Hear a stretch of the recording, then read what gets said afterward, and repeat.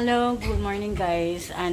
Today is infusion day po mga ma'am. So, pupunta po tayo ng hospital today. Ready na po kami. Waiting na lang po kami sa sasakyan. Ayan. So, may iwanan uli rito si Chinky Boy as usual. Tapos, hopefully, makarating kami on time para makabalik po kami ng maaga-aga. Ayan, so ang ating infusion for today is trastuzumab, targeted therapy, and zoledronic acid. Second zoledronic ko na po. Yun, guys, para sa bones naman. So, yun, kita-kita tayo sa ospital po.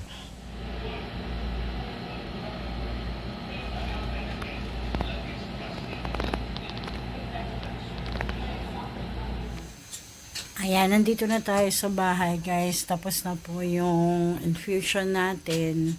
Bale, actually, nakuha lang po namin yung to the echo result nung Tuesday this week.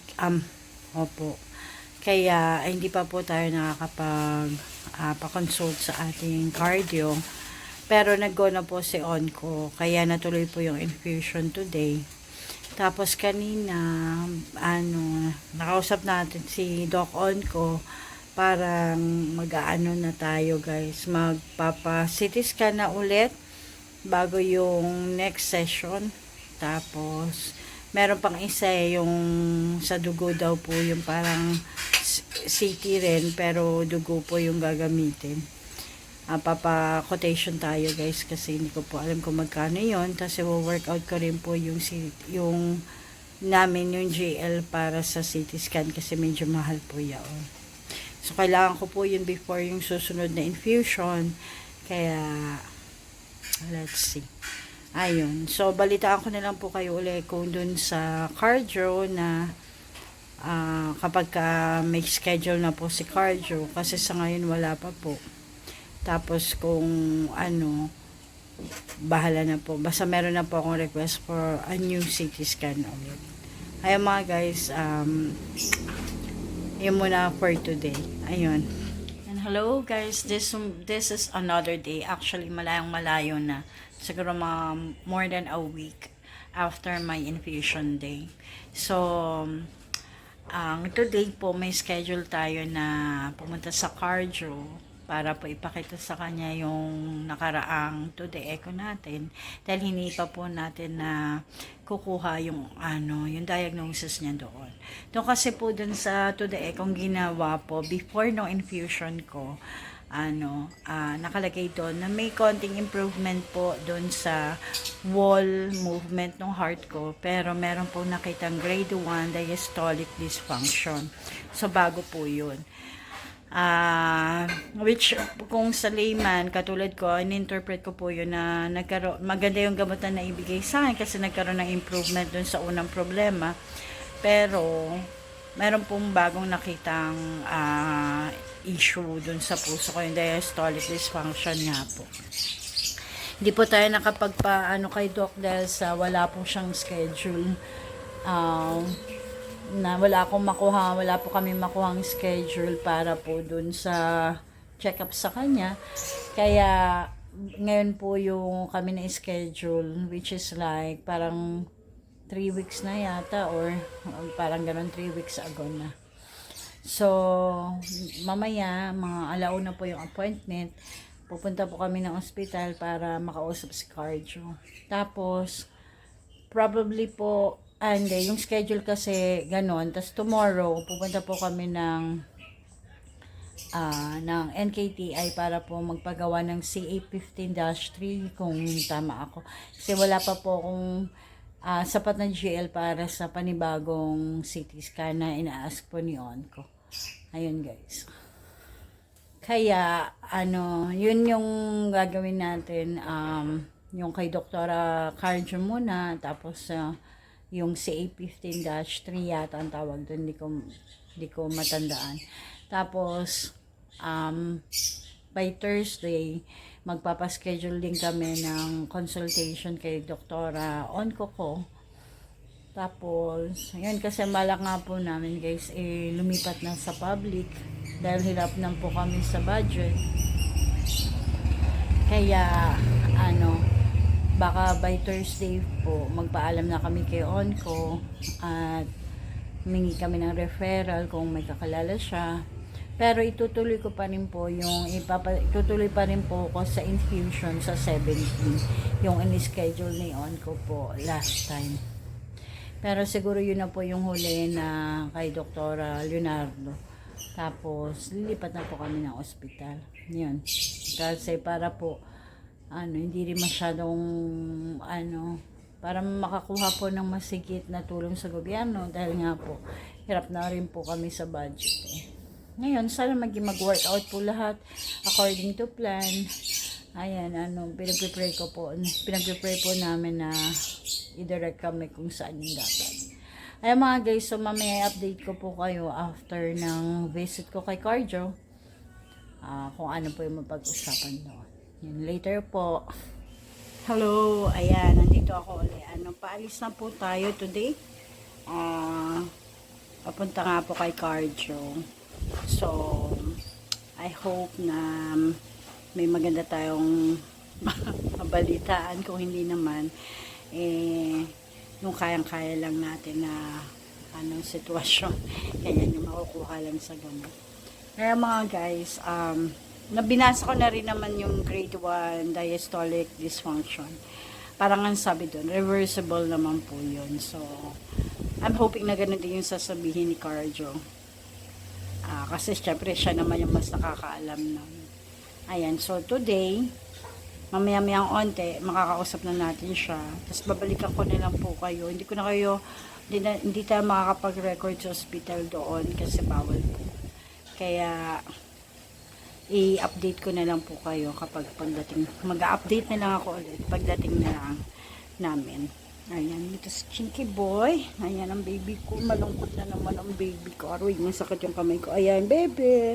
Good boy. Ayan siya, oh. Pogi na. Pogi si Chinky Boy. Ayan. Ayan, guys. Kita tayo mamaya. Hello. This is another day. Hindi na po ako nakapag-record kahapon. Pag-uwi namin galing ng cardio. Dahil sa medyo napagod, pero okay naman po, wala naman pong nabago sa gamutan. Tapos yung grade 1 diastolic dysfunction na bagong nakita po sa TUDA echo ko, okay lang daw po yun. Ang magbabago, hindi alternate na po yung TUDA echo ko, so hindi na every infusion, kundi kayari dapat magpapa-TUDA echo ko nitong June. Pero po sa July na po yung TUDA echo ko. Yan, ganun. Tapos nagpunta na rin kami ng NKTI po kahanina.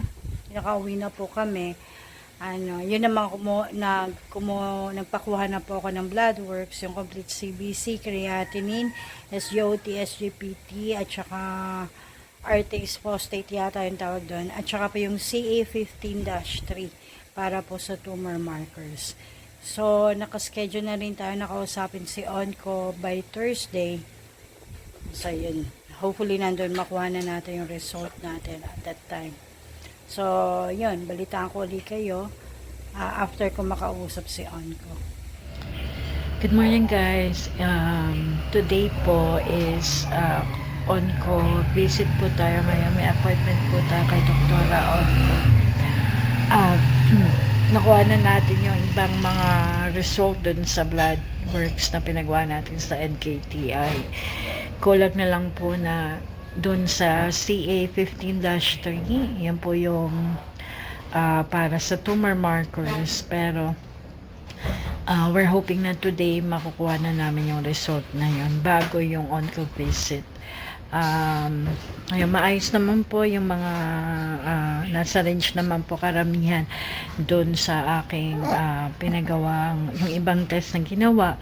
Yung creatinine ko po bumaba na rin, so nakatulong po yung pag-hydrate kasi binawasan ko po yung pagtutubig simula nung nagkaroon po ako ng pagmamanas. Ayun po, kaya yun, pero from 95 nung last na nagpakuha ko, 89 na lang po. So, medyo nag-improve po. So, patuloy pa rin ako mag-hydrate. Yung SGOT, SGPT ko medyo mataas ng konti lang, mga 2 to 9 points po ang taas. So, okay naman po yun. Kailangan ko lang i-maintain yung pag-hydrate po. Para patuloy na bumaba yung mga levels nun. Kasi ang dami ko pong ininom na gamot from yung sa cancer treatment ko at saka po dun sa aking heart maintenance, kasi meron po akong mababang traction. Yun nga po, meron akong cardiomyopathy, heart apart, ano yun under umbrella po siya ng heart failure. Yun siya mga guys. So ayan, so mamaya makakausap na natin si Onko. Hopefully maging okay naman po yung pag-uusap, dahil nga po magpapaalam na kami. At syempre yung intention namin na lumipat ng ibang hospital, sa public hospital po, sasabihin na namin sa kanya.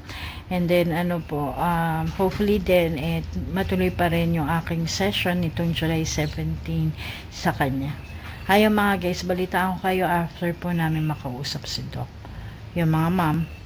And hello guys, this is another day po. So after po to, a day after na nakausap namin si Onko. So ayun, matutuloy po yung infusion on the 17th. Tapos, ayun, nasabi na namin na hindi pa po kami nakakapag-CT scan kasi kulang pa yung GL namin.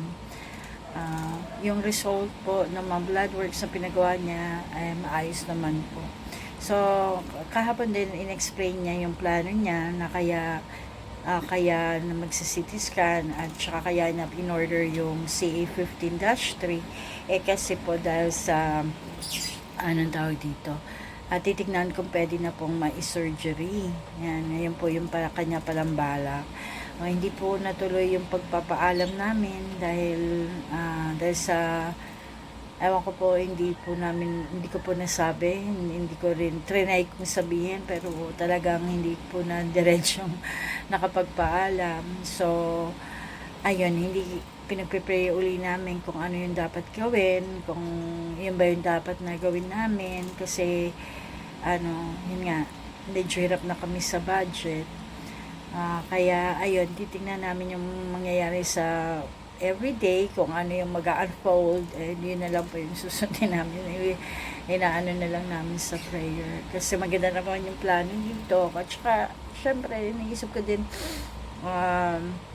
sabi niya, mag-aano rin daw siya sa amang. So, hopefully, mabilis lang yun.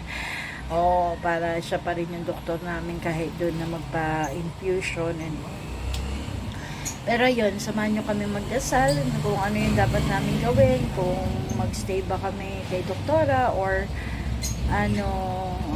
kung magstay kami magkaroon, hindi ko alam guys. Pag-pray nyo kami, sama nyo kami sa prayer para makaharap po kami ng sagot dun sa aming mga medical na question. Ganyan. Pero overall, maganda naman po yung resulta ng blood works, and thankful ako kay God. Maganda rin naman yung pakiramdam ko. Wala naman akong nararamdamang pain. Ayan. So overall, okay naman po. So ayan, mag-infusion ulit sa 17, and then let's see kung anong mangyayari after. Ayan mga guys, yun lang yung update ko. So kayo dyan, stay strong po. Always keep safe. At saka po, don't forget to pray kay God, lalong-lalo na sa Kanya. Surrender everything to Him. Remember to always be kind guys, and thank you so much po sa panonood ng mga journals and vlogs ko po. I'll see you on my next one. Bye-bye!